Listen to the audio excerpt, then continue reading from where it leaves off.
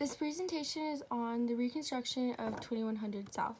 The goal of this project is to increase efficient mobility for cars and buses, create complete streets by prioritizing active transportation of bikes and pedestrians by creating increased space and safety, to create a cohesive urban village corridor by creating streamlined design and fostering a communal gathering space and increasing the green space and landscaping.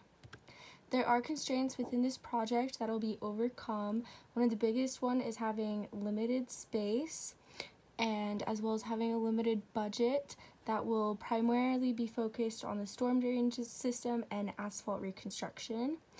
Despite these constraints, the public outreach plan will also really help mitigate them. There's been community opposition with the stakeholders, business and residents for abolishing on-street parking and reducing the 5 lanes to 3 lanes for this project. So yeah, hopefully the public outreach plan will help that. So the site of this project is in the historic Sugar House District.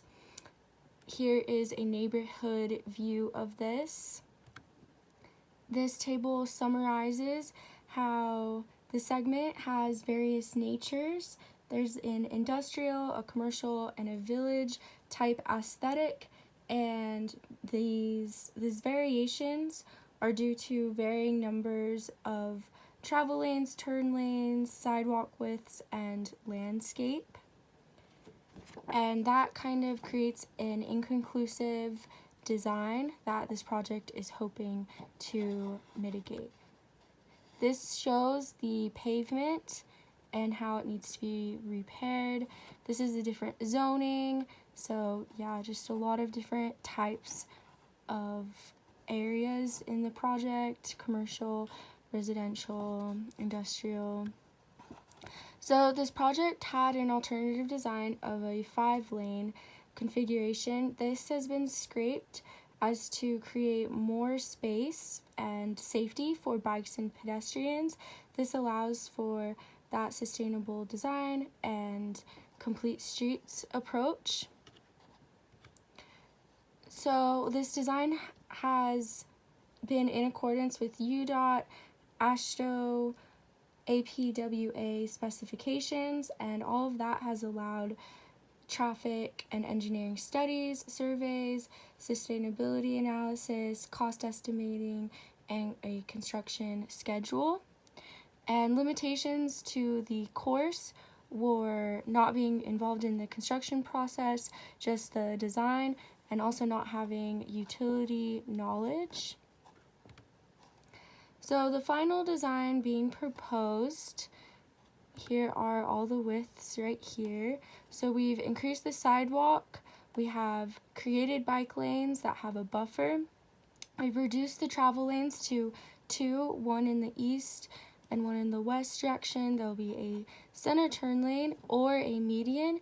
That median, depending on the width, might have landscaping if permitted, and then also in the park strip will be landscape if permitting.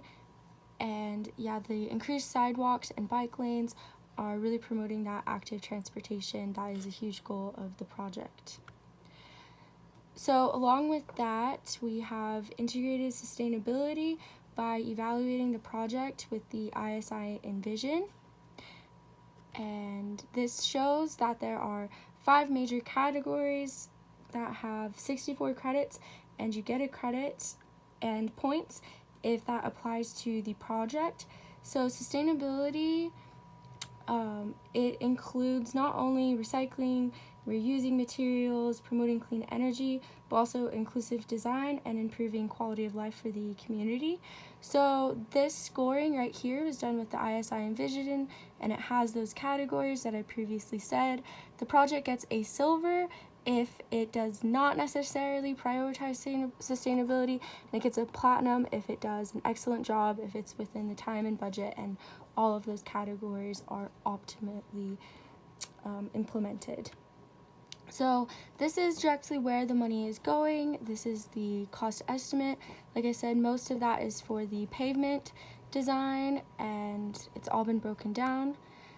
The construction and maintenance is similar to all the other Salt Lake City streets. We have snow and ice removal, landscape maintenance, and then repair on the street when that design life is up. And then in conclusion, we have that 3-lane design configuration that's in accordance with the engineering specifications and promotes complete streets, sustainability planning, and active transportation.